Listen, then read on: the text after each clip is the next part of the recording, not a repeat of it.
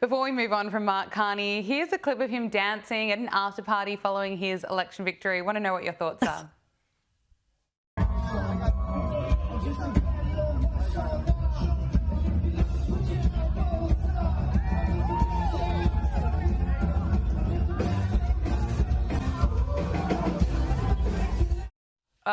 He's not being elected because of his dance moves. He's being compared to failed vice presidential candidate Tim Walz there. What do you make of it?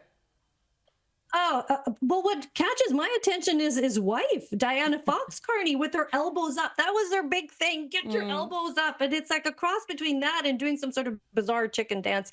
It is very cringeworthy. I mean, I don't know if you saw, he came and did commercials with promos with Mike Myers. Get your elbows up, and that was their big thing. Fight, fight, fight. We've got a crisis. Everybody, and so everybody is doing this. And it's utterly ridiculous. But I do feel very sad that Poilievre didn't make it in. I mean, it was a 2-horse race, and he was the horse that I wanted.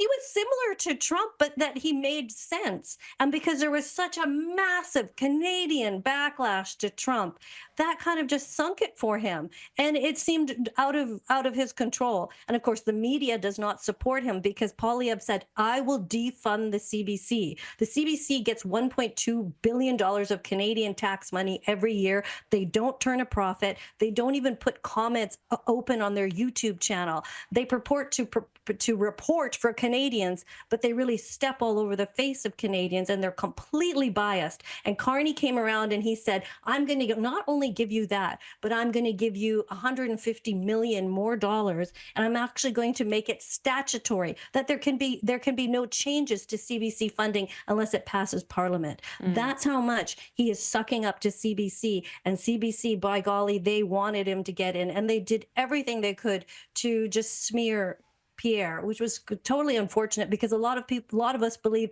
his campaign was from the heart, and we wanted change. Anita, finally, I just want to talk to you once again about climate change, seeing as Canada has a big focus on it. And this week's blackout across Spain and Portugal were caused by an outage on a grid mostly powered by wind and solar. Energy experts had been warning that Spain and Portugal's growing reliance on renewables left their grids vulnerable to major blackouts. I mean, were you surprised? Oh, this is a crazy story. I think they changed their power grids, and I think it was between 50 or 80% went to this new renewable energy. And look what happened. People were in blackouts. People were stuck in elevators. You imagine you have a power outage in the hospital, and then the press, the media, once again released headlines saying, no, it's not likely that it was the renewable energy source. Well, what else was it? I mean, more testing has to be done. And this absolute fanaticism of not using oil and gas and traditional power resources is not working. And you can maybe use a bit of solar in Spain because they have a lot of sun. You cannot use solar in Canada. We just don't have enough sun for that. And to have ridiculous wind turbines going, it's a major environmental waste. But they don't sell it that way. And it's just so sad to see this immense blackout in Spain. It just must have been horrible for people. Absolutely. It's obviously not working.